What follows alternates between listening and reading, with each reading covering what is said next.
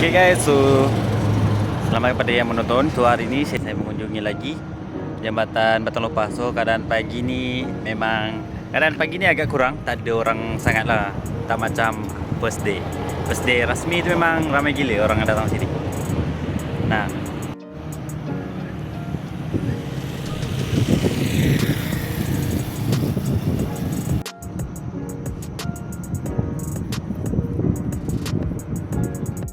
okay, dari sini korang boleh nampak tu pulau.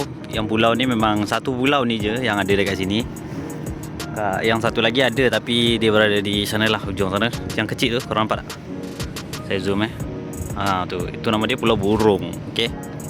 Yang sebelah sini saya tak pasti nama dia apa, sebab pulau ni ada cerita dia, ada kisah dia sendirilah. Biasa yang ambil gambar dia biasa dekat jambatan ni, sebab jambatan ni dia view dia memang full lah. Untuk handphone kita memang sesuai sebab full. Ni ada rakan-rakan projek saya ni.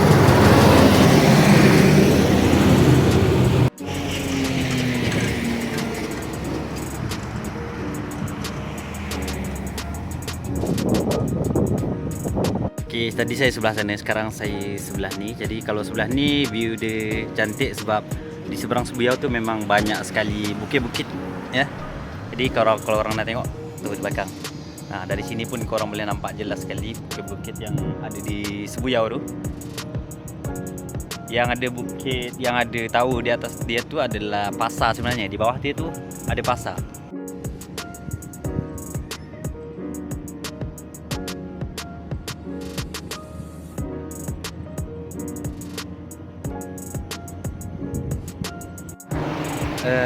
Untuk yang melintas jalan ni saya harap korang hati-hatilah sebab masih ada pembinaan juga di sini. Pembinaan yang simple-simple je lah untuk siapkan sepenuhnya. Okey.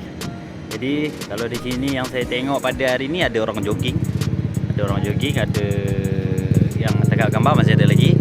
Dan juga saya nak cakap di sini lah.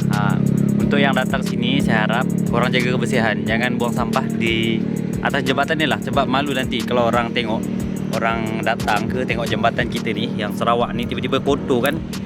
Jadi nanti takutnya malu lah. Alamak, rambut saya.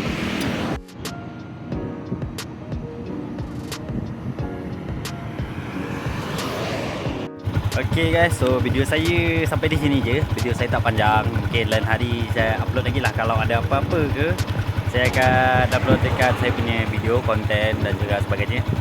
Jadi untuk yang tadi tu korang hati-hati di jalan ni, jangan laju-laju sebab di sini masih ramai orang dan juga masih ada pembinaan dan ada orang jogging juga di sini pagi-pagi. Jadi saya akan upload video lain pula lepas ni tentang apa-apa je lah. Okay, jumpa lagi di channel saya. Bye bye.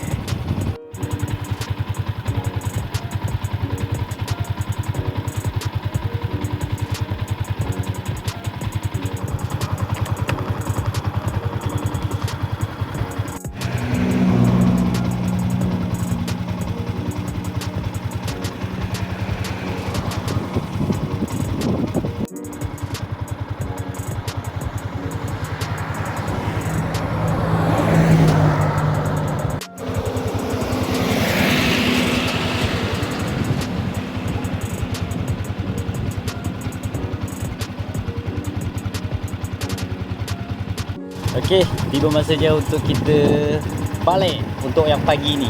Okey. Jadi saya balik kerja tadi terus sampai ke sini dan ni on the way nak balik lah.